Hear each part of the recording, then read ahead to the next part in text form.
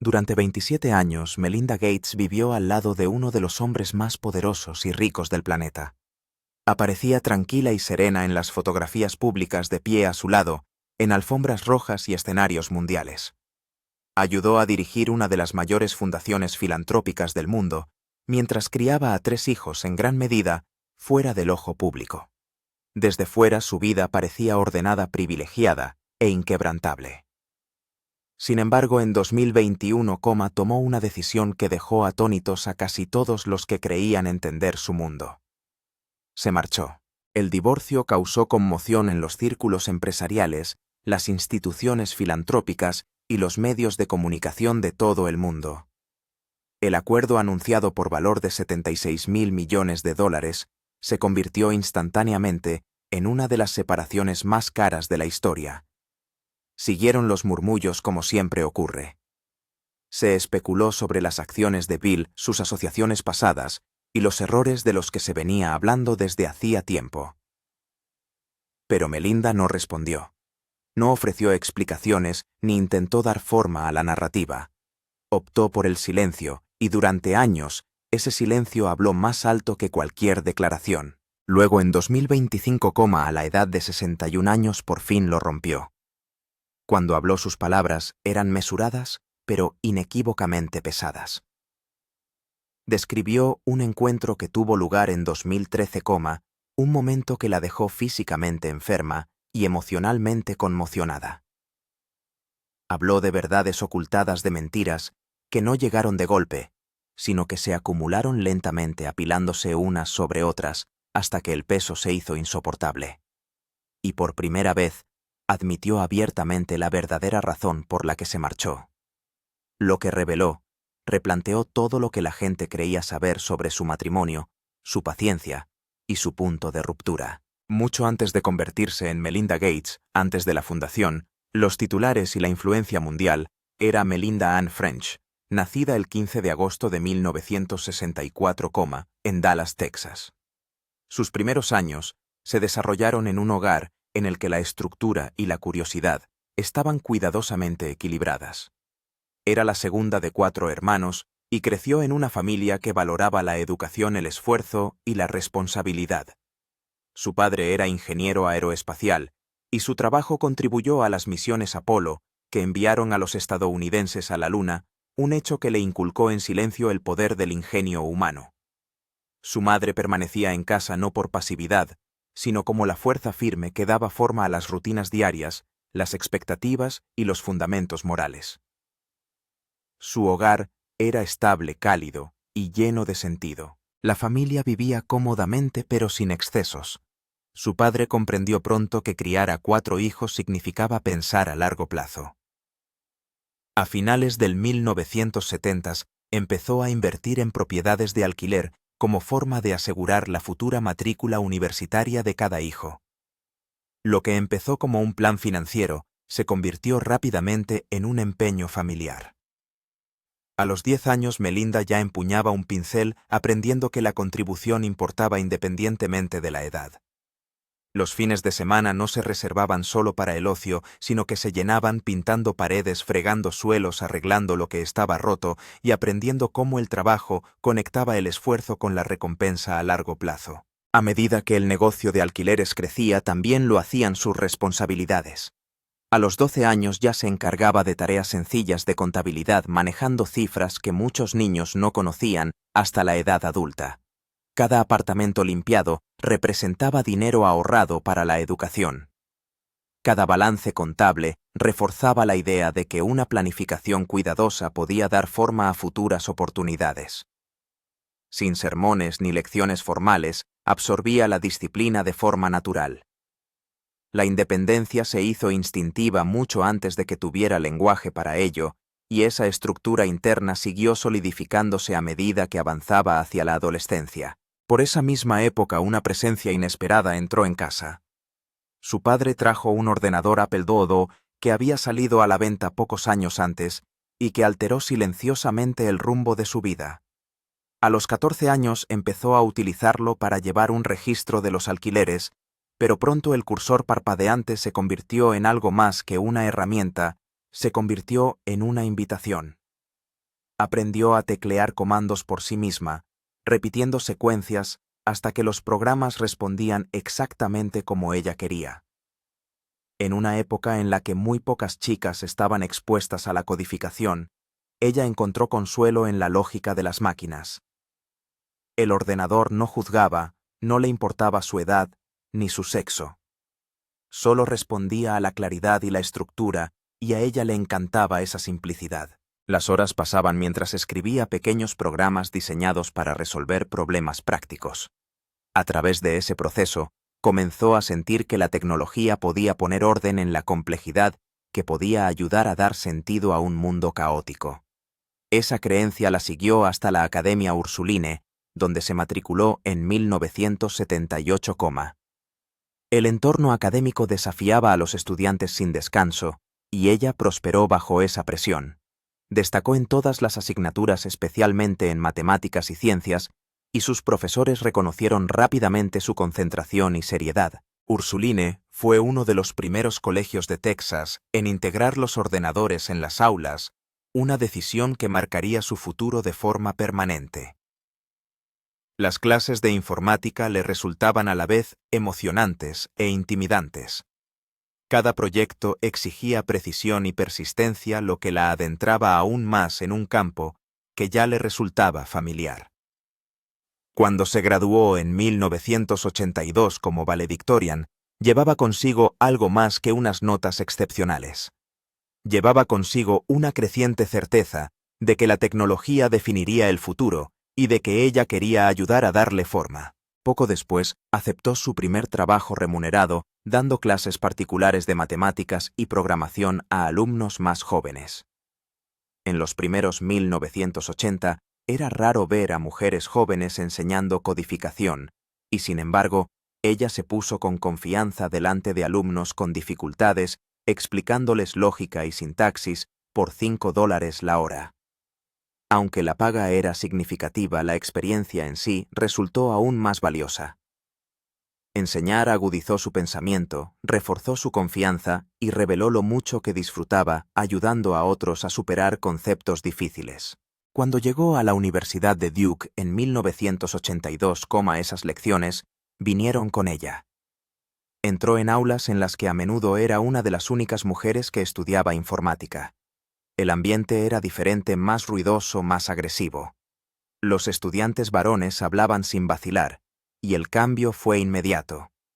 En uno de los primeros cursos, el profesor le presentó un lenguaje de programación con el que nunca se había enfrentado. La duda parpadeó brevemente, pero no se afianzó. Se esforzó más, estudió más y se adaptó más rápido. En 1986, se licenció en Informática y Economía. Un año más tarde, con solo 23 años, completó su MBA. Aquellos años le enseñaron a competir en espacios en los que se la subestimaba, a confiar en su intelecto y a persistir bajo presión. Su vinculación con Duke siguió siendo fuerte, y más tarde fue miembro del Consejo de Administración de 1996 a 2003. Sus prácticas afinaron aún más su camino. Pasó 2 veranos en IBM adquiriendo experiencia de primera mano en operaciones tecnológicas a gran escala. El trabajo era exigente, las expectativas altas, y las mujeres en puestos técnicos seguían siendo poco comunes. Aprendió cómo se construía el software en colaboración, cómo funcionaban los equipos y cómo la estrategia importaba tanto como el código. Viviendo modestamente en dormitorios durante esos veranos, imaginó el futuro que se desplegaba ante ella con creciente claridad. Tras sus segundas prácticas, IBM le ofreció un puesto a tiempo completo. Era la opción segura, previsible y segura. Sin embargo, durante su última entrevista, su jefe de contratación hizo algo inesperado. Le sugirió que considerara Microsoft, una empresa más pequeña con ambiciones audaces. El consejo la inquietó. Trasladarse a Seattle y empezar de nuevo le parecía arriesgado. Pero lo que ella quería no era comodidad, sino crecimiento. En 1987, declinó la oferta de IBM y se incorporó a Microsoft. En retrospectiva, más tarde, lo describiría como la decisión que lo cambió todo. Llegó aquel agosto como una gestora de productos de 23 años armada con un nuevo MBA y una serena determinación. Sus primeros trabajos se centraron en productos multimedia, una frontera emergente en la tecnología. Uno de sus primeros proyectos importantes, Cinemania, se lanzó en 1992 como una guía de películas en CD-ROM que combinaba trivialidades, información sobre el reparto y funciones interactivas que no se parecían a nada que la mayoría de los consumidores hubiera visto. El producto vendió más de 200.000 ejemplares en su primer año, demostrando que los contenidos digitales podían ser útiles y atractivos. Ese éxito contribuyó a afianzar su credibilidad dentro de la empresa. Poco después, dirigió el equipo responsable de Encarta, lanzada en 1993, se convirtió en una de las enciclopedias digitales más influyentes de su época al combinar texto, imágenes, audio y vídeo en una única plataforma. En 1995, ya había vendido más de 1 millón de ejemplares, convirtiéndose en un producto básico en hogares y aulas de todo el mundo. Y mucho antes de que su nombre se convirtiera en inseparable de la filantropía, el poder, y uno de los divorcios más vistos de la historia moderna, Melinda French ya estaba construyendo, aprendiendo y preparándose en silencio para una vida mucho más grande de lo que nadie hubiera podido predecir. Los colegios lo adoptaron, ordenadores de todo el mundo lo utilizaron, y ella dirigió todas las etapas del proceso, desde el diseño hasta el contenido y la forma en que los usuarios interactuaban con él. Encarta le demostró lo poderosa que podía ser una tecnología bien ejecutada. Junto a estos proyectos gestionó productos como Publisher Bob Money Works y partes multimedia de Word. Cada proyecto conllevaba sus propios retos. Microsoft Bob se convirtió en el más difícil para ella. Bob intentó que los ordenadores fueran más amigables utilizando una interfaz de casa virtual, pero el hardware de la época no estaba preparado para ello. El programa tuvo dificultades y se interrumpió, pero ella sacó valiosas enseñanzas de la experiencia. El fracaso no la mermó. En todo caso, la hizo más fuerte y más dispuesta a probar ideas audaces. A principios del 1990, se había convertido en directora general de productos de información, dirigiendo equipos de más de 100 personas y liderando innovaciones que impulsaron el éxito multimedia de Microsoft hasta casi el 90% de cuota de mercado. Su liderazgo ayudó a la empresa a convertirse en una fuerza global. Sus decisiones dieron forma a programas informáticos utilizados en hogares de todo el mundo, y su reputación creció de forma silenciosa, pero constante. En 1996, ayudó a crear Expedia, un proyecto que transformó la forma de reservar viajes. Los precios de los vuelos en tiempo real, las reservas en línea y una interfaz fácil de usar lo convirtieron en uno de los servicios digitales de viajes de mayor crecimiento de la época. Con 1998, generó unos ingresos de $250 millones. Con 2002, obtuvo unos ingresos de más de $590 millones y empleó a más de 400 trabajadores.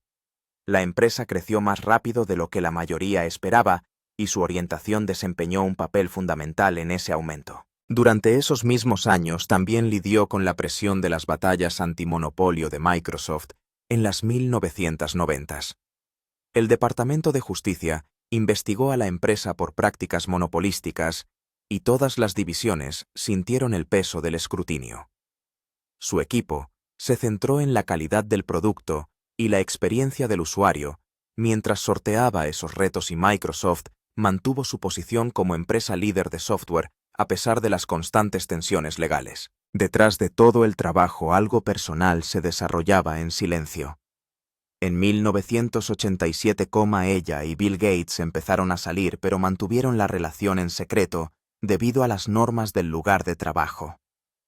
Pasaron 3 años construyendo una asociación que era a la vez personal e intelectual. El 1 de enero de 1994, se casaron en la isla de Lana, en Hawái, en una pequeña ceremonia con solo unos 20 invitados.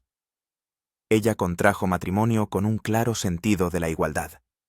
Negoció un sólido acuerdo prenupcial que garantizaba que sería una compañera en pie de igualdad, y la tranquila confianza que había detrás de esa elección revelaba la misma independencia que había llevado desde la infancia. Melinda French entró en Microsoft en 1987 como una joven gestora de productos a la que le gustaba más resolver problemas que hacerse notar. Empezó en proyectos pequeños, luego pasó rápidamente a otros más grandes como Microsoft, Bob Encarta y Word. En 1994, dirigía un grupo enorme como directora general de productos de información, liderando a más de 1.700 personas y dando forma a la parte de consumo de Microsoft que millones de familias utilizaban en casa. Durante ese mismo periodo, se casó con Bill Gates, que ya era famoso como director ejecutivo de Microsoft, pero dentro de la empresa, mantuvo su placa, su despacho y su carga de trabajo. La gente que trabajó con ella dice que sus ascensos se ganaban en salas donde a nadie le importaba su apellido, solo si el producto se enviaba y el trabajo se hacía. Permaneció en esa olla a presión durante su primer embarazo dirigiendo equipos y productos mientras su vida personal cambiaba. En 1996, tenía 32 años y se encontraba en una encrucijada. Podía seguir escalando dentro de una de las empresas más competitivas del mundo o podía marcharse y criar a sus hijos. Eligió marcharse. Esa decisión cerró un capítulo de 9 años en el que había ayudado a dar forma a la cultura de Microsoft en el lado del consumidor, y abrió otro muy distinto que la sacaría lentamente de la vida corporativa y la llevaría a la filantropía. Justo antes de irse, ayudó a sacar adelante un último gran proyecto. En 1996, Melinda desempeñó un papel directivo en el crecimiento de Expedia, que pasó de ser una idea interna a convertirse en un negocio real. Richard Barton dirigía el día a día del equipo desde el campus de Microsoft en Redmond, pero Melinda era una de las estrategas que guiaban a los ejecutivos, respaldando la idea de que algún día la gente reservaría sus viajes por Internet.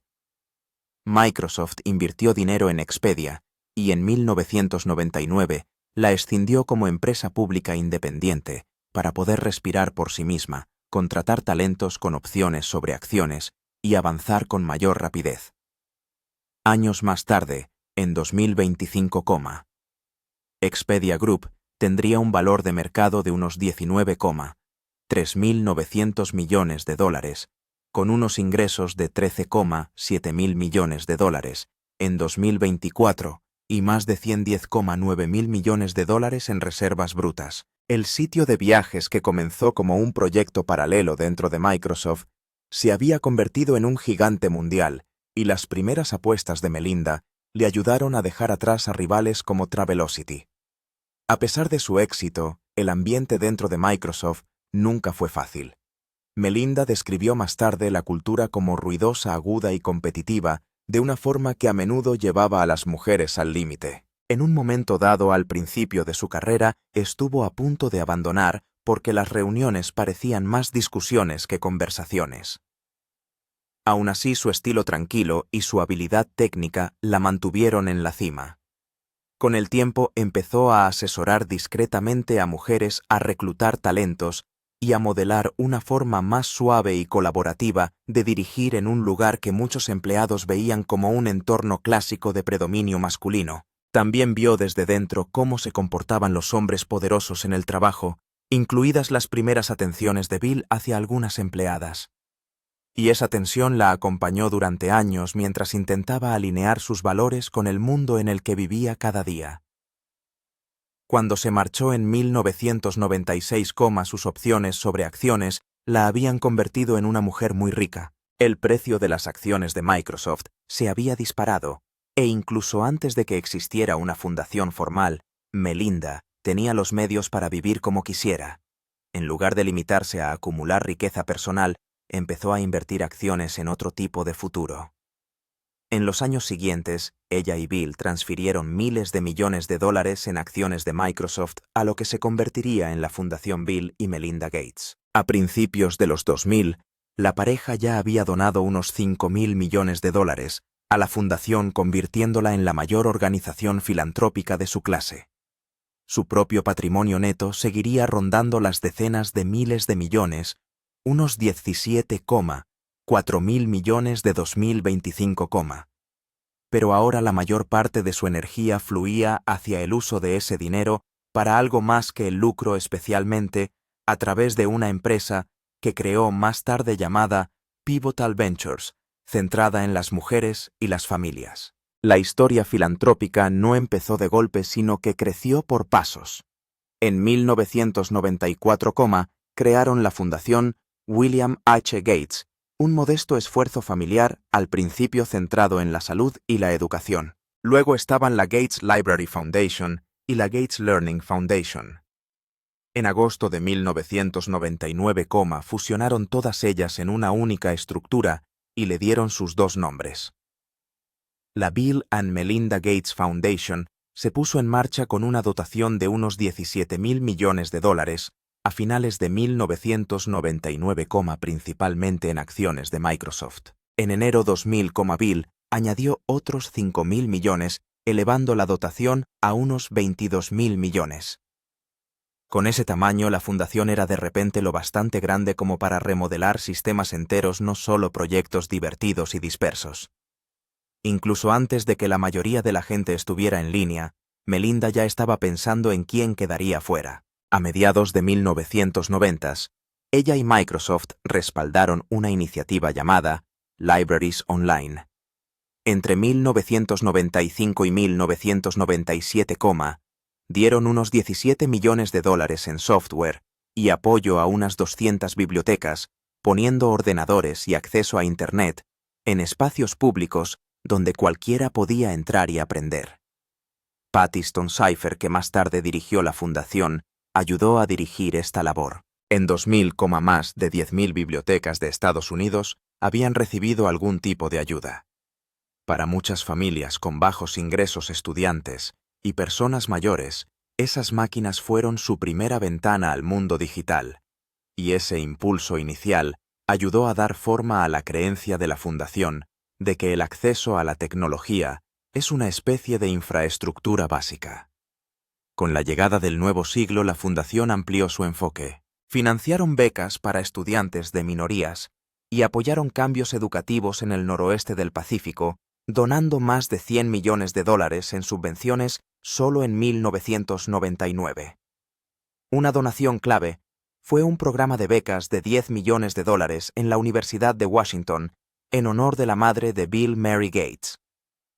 Eran cifras pequeñas comparadas con lo que vendría después, pero mostraban un patrón. Melinda creía en la educación como palanca, y la fundación invirtió en nuevos modelos de enseñanza, formación para profesores y experimentos destinados a mejorar las escuelas públicas para los alumnos que habían quedado rezagados.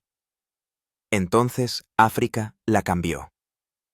En un viaje a finales del 1990, Melinda recorrió clínicas y aldeas de países como Zambia y Tanzania y vio lo que las estadísticas no podían explicar del todo: familias que perdían hijos a causa de la malaria y otras enfermedades prevenibles, madres que caminaban horas para recibir atención básica. Volvió convencida de que la salud mundial tenía que ocupar un lugar central en sus donaciones.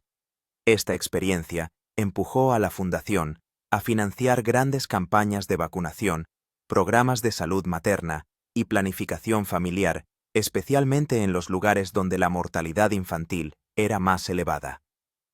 Para 2000, ya habían destinado cientos de millones de dólares a estos esfuerzos y con el tiempo, esas decisiones salvarían millones de vidas. Entre 2000 y 2015, la fundación se convirtió en una especie de imperio. A partir de esa adición de 500.000 millones de dólares en 1999 y más de 100 millones de dólares en 2000, más. Las posteriores inyecciones de acciones, especialmente de la promesa de Warren Buffett, de 30.000 millones de dólares en 2006, La dotación se elevó por encima de los 500.000 millones de dólares en 2015, La fundación gastó unos 8.000 millones de dólares en salud mundial, educación y desarrollo en ese periodo. Melinda copresidió 5 grandes divisiones y ayudó a dirigir asociaciones con gobiernos y otros donantes. En el mundo de la filantropía, su forma de actuar con métricas, informes y un enfoque de estilo empresarial estableció nuevas expectativas de escala y transparencia. Uno de los ejemplos más claros de su impacto se produjo en la lucha contra la polio. En colaboración con la Iniciativa Mundial para la Erradicación de la Poliomielitis, la Fundación ayudó a vacunar a más de 100 millones de niños en Pakistán, India y otros países entre 2000 y 2015. En Pakistán, los casos anuales de poliomielitis se redujeron en más de un 90% de 1994 a 2015, incluido un descenso del 80% en un solo año de 306 casos, en 2014 a 54, en 2015, En India, la poliomielitis se declaró erradicada en 2014, La fundación invirtió cientos de millones de dólares en vacunas, vigilancia y trabajo sobre el terreno que llevó a los vacunadores a zonas remotas y en conflicto. Para innumerables familias, eso significó que los niños nunca más sufrirían la parálisis de una enfermedad que antes parecía imposible de vencer. Melinda también hizo de la salud de la mujer un elemento central de la historia. En Kenia, el uso de anticonceptivos entre las mujeres casadas pasó de un 46% en el 2009 a un 58% en el 2015, superando los objetivos del gobierno. A través de la Iniciativa de Salud Reproductiva Urbana y proyectos similares, la Fundación ayudó a ampliar el acceso a métodos modernos en los barrios pobres de las ciudades, un cambio que los investigadores estiman que condujo a unos 80 millones menos de embarazos no deseados y a un 111.000 menos de muertes maternas en toda África. Al mismo tiempo, Melinda se pronunció en Estados Unidos a favor de la baja familiar retribuida y de políticas que facilitaran la permanencia de las mujeres en el mercado laboral sin sacrificar su salud. Su labor no pasó desapercibida. En 2016, ella y Bill recibieron la Medalla Presidencial de la Libertad de manos del presidente Barack Obama, la más alta condecoración civil de Estados Unidos en reconocimiento a los cerca de 36.000 millones de dólares en subvenciones que se habían concedido desde 2000, más o menos en la misma época Francia le concedió la Legión de Honor por su contribución a la salud y el desarrollo mundiales. Esas medallas eran simbólicas, pero confirmaban algo real. Una mujer que antes despachaba tranquilamente software desde un cubículo era ahora conocida en todo el mundo como una de las figuras más influyentes de la filantropía moderna. Al mismo tiempo, Melinda estaba construyendo algo independiente de la fundación. En 2015, creó Pivotal Ventures, una empresa diseñada para invertir en ideas y organizaciones que aceleraran el progreso de las mujeres y las niñas. Pivotal respaldó proyectos en política salud mental, cuidados, seguridad económica y mujeres en la tecnología y los medios de comunicación. Para el 2025, había invertido cientos de millones de dólares en más de 150 organizaciones, entre ellas startups como Papa, que pone en contacto a estudiantes universitarios con adultos mayores que necesitan apoyo, y muchas iniciativas para cambiar la forma en que la economía valora el trabajo de las mujeres. La idea que la guiaba era sencilla: si más mujeres controlaran más recursos y poder, el mundo cambiaría más deprisa. Mientras su labor pública crecía, su vida privada se complicaba. En 2017, una mujer que trabajaba en una tienda de bicicletas, propiedad en parte de una empresa vinculada a la familia Gates, acusó de acoso sexual a Michael Larson, el gestor de dinero de Bill, durante muchos años. En un principio, Bill intentó resolver el asunto discretamente, pero Melinda presionó para que un bufete de abogados independiente realizara una investigación externa. La mujer firmó un acuerdo de conciliación y de confidencialidad, pero Melinda no se dio por satisfecha y presionó para que se investigara más a fondo la cultura de Cascade Investments, la secreta empresa que gestionaba la fortuna de Bill. Larson negó haber hecho nada malo, pero el episodio añadió tensión a un matrimonio ya de por sí tenso y marcó un cambio en la forma en que Melinda abordaba los problemas. En lugar de asimilarlos en silencio, exigió responsabilidades públicas. Entonces, en 2019, el propio Consejo de Microsoft comenzó a investigar a Bill. Una ingeniera alegó que había mantenido con él una larga relación que comenzó en 2000, cuando aún era presidente. El Consejo contrató abogados externos y Microsoft confirmó más tarde que Bill había buscado una relación con la empleada. Aunque Bill dijo que dejó el Consejo en marzo 2020, para centrarse en la filantropía, personas cercanas a la situación dijeron que la investigación jugó un papel importante en esa decisión.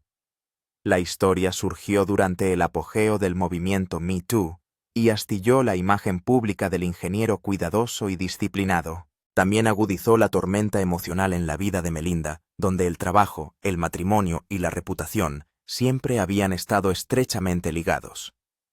Otra fuente de dolor fue la conexión de Bill con Jeffrey Epstein.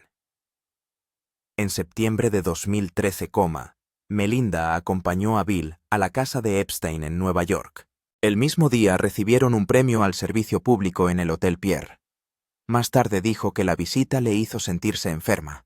Describió a Epstein como la personificación del mal y se arrepintió de haber cruzado su puerta. Cuando se enteró de que Bill seguía reuniéndose con Epstein, se puso furiosa y le dijo claramente que esa relación era un grave problema.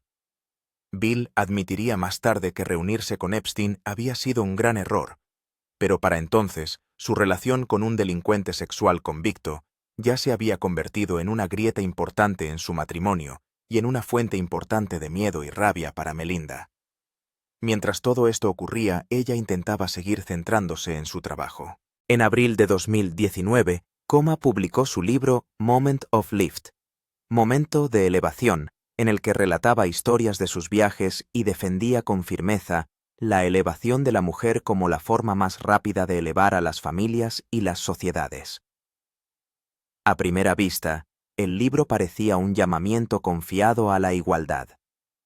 Entre bastidores, se enfrentaba al pánico, las pesadillas y la sensación de que la vida que había construido en torno a su marido ya no era estable. Escribir el libro la obligó a revivir los dolorosos recuerdos de ser una de las pocas mujeres en espacios masculinos y a enfrentarse a lo mucho que había dejado de lado de sí misma para apoyar a Bill y a la fundación. Ese mismo año, durante un viaje a Nuevo México, la presión se desbordó por fin. Sus amigos dicen que Melinda sufrió lo que parecía una vívida pesadilla, mientras estaba despierta una especie de colapso que mostraba lo profundo que había llegado el daño. Cuando regresó de Nuevo México a finales de 2019, comenzó a hablar seriamente de divorcio. Ella y Bill se separaron discretamente mientras abogados y asesores trabajaban entre bastidores. No se haría público hasta mayo de 2021, pero desde ese momento, ella supo que el matrimonio se acababa.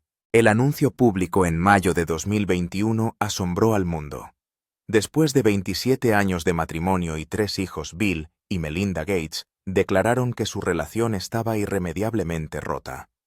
Los informes revelaron más tarde que ella ya había consultado a abogados de divorcio en octubre de 2019, después de que salieran a la luz más historias sobre los encuentros de Bill con Epstein. El acuerdo se convertiría en uno de los mayores de la historia.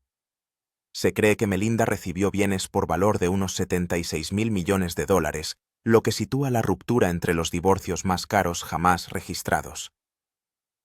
En agosto de 2021, finalizó el divorcio. Poco después, Melinda se comprometió a donar $1.000 millones a lo largo de 2 años para la salud y la capacitación de las mujeres, dando a entender que utilizaría su independencia y riqueza para impulsar aún más las causas que le preocupaban. En las entrevistas, Melinda empezó a hablar más abiertamente del coste emocional de su matrimonio. Habló de las infidelidades de Bill, incluida la aventura con una empleada de Microsoft que desencadenó la investigación del Consejo, y de cómo esas traiciones alimentaban los ataques de pánico y las pesadillas. Describió cómo perdió el sentido de sí misma durante más de una década mientras estaba al lado de uno de los hombres más poderosos del mundo y cargaba con las responsabilidades de la fundación. La terapia la ayudó a reconstruir lentamente su identidad y a responder a lo sucedido sin traicionar sus propios valores. Su honestidad resonó en muchas mujeres que vieron sus propias historias a menor escala. Según sus palabras, Epstein fue la gota que colmó el vaso. Melinda repitió en entrevistas posteriores que su presencia en sus vidas fue un punto de inflexión. Ella había advertido a Bill desde el principio, y cuando éste siguió reuniéndose con Epstein, incluso después de la muerte del financiero en 2019, le indicó que no compartían los mismos límites ni el mismo juicio, Ella veía su asociación con un conocido abusador como algo que no podía aceptar. Tras el divorcio, Bill calificó públicamente la relación con Epstein como un error sustancial de juicio, mientras que Melinda se centró más en apoyar a las víctimas y abogar por la rendición de cuentas. En mayo de 2024, se hizo oficial otra ruptura. Melinda abandonó la Fundación Gates dejando a Bill como único presidente. Durante más de 20 años había ayudado a construir y guiar la institución que llevaba el nombre de ambos. Ahora se alejaba de esa plataforma compartida para concentrarse plenamente en su propio camino. Prometió destinar al menos $1.000 millones en 2 años a proyectos centrados en mujeres y niñas y afirmó que dejar la fundación le permitiría alinear su tiempo y recursos de forma más directa con su misión personal. Su marcha suscitó dudas sobre el futuro de la fundación y también puso de relieve que pocas mujeres habían ostentado ese tipo de poder en la filantropía mundial. Tras el divorcio, Melinda empezó a compartir pequeños atisbos de su nueva vida. Habló de tener una relación muy feliz y de sentirse más en paz. Invirtió más en empresas cruciales, respaldó nuevas iniciativas y volvió una y otra vez al mismo tema central: cuando las mujeres tienen poder, se benefician las familias, las comunidades y las economías. Su historia se convirtió menos en la de ser la esposa de un famoso fundador y más en la de una mujer que se reconstruyó a sí misma tras una tormenta pública y privada. A mediados de los 2020, su panorama financiero seguía siendo enorme, con un patrimonio neto estimado cercano a los $15,2 mil millones. Una gran parte de esa suma la dedicó directa o indirectamente a resolver problemas profundos que afectan a mujeres y niñas. A través de empresas cruciales había invertido cientos de millones en más de 150 organizaciones, desde empresas de tecnología y finanzas hasta proyectos mediáticos y esfuerzos políticos dirigidos a aumentar la representación de las mujeres y cambiar las políticas de cuidado de personas. Su dinero también estaba presente en lugares más concretos del mapa. En Pakistán, por ejemplo, la Fundación Gates ayudó a financiar un préstamo en condiciones favorables de 55 millones de euros en diciembre de 2023, que incluía una recompra del principal de 20 millones de euros de la fundación para apoyar a las instituciones sanitarias nacionales y la iniciativa de erradicación de la poliomielitis de Pakistán. Ese dinero reforzó los esfuerzos de inmunización, pagó y formó a trabajadoras sanitarias y avanzó los sistemas de seguimiento de enfermedades. También inspiró programas locales que utilizaron su modelo de inversión en proyectos centrados en las mujeres, incluidos servicios de fintech para mujeres que querían tener más control sobre sus finanzas. En 2025, la voz de Melinda se hizo aún más personal. En abril de ese año publicó unas memorias tituladas The Next Day. El día siguiente, en las que repasaba sus años universitarios, su entrada en el mundo de la tecnología, su paso por Microsoft, la maternidad, la pérdida de una amiga íntima y el largo desenlace de su matrimonio. Escribió sin rodeos que el divorcio era necesario porque la honestidad y la confianza se habían roto. Describió la intimidad como imposible cuando la deshonestidad se sitúa en medio de una relación. Escribió sobre ataques de pánico y pesadillas y sobre cómo la terapia le enseñó a responder a la traición sin traicionarse a sí misma. También reveló que la separación se desarrolló en secreto durante más de un año antes de que el mundo supiera nada. Por esas mismas fechas acudió al programa The Late Show with Stephen Colbert y habló directamente a millones de espectadores. En esa entrevista de abril de 2025, dijo que tuvo que dejar el matrimonio porque no había suficiente honestidad para mantener una confianza real. Explicó cómo la terapia la había ayudado a mantener su integridad y confirmó que ahora estaba en una relación bastante buena. Al verla hablar, la gente vio a una mujer que había vivido dentro de una de las parejas de más alto nivel del mundo y luego se había alejado para definirse a sí misma en sus propios términos.